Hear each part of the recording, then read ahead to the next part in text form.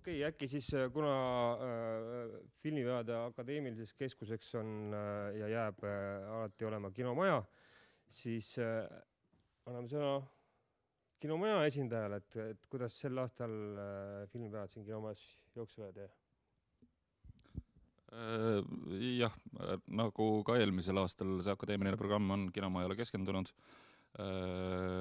Põhiosa programmist isegi võiks öelda. Sel aastal oleme üritanud teda küll tänu suurepärasele tiimile viia üle linna laiali, kaasata kõik võimalikud asutused, kes ennast Eesti filmiga seostada tahavad. Näitame filme kinos Artis, klubis Sah, Kumus, Art Cafees ja nii edasi, mis on iseenesest tore, et see annab üritusele palju rohkem kõlapinda. Aga jah, et ootame kõiki vaatama Eesti filmi paremikku aastal 2009.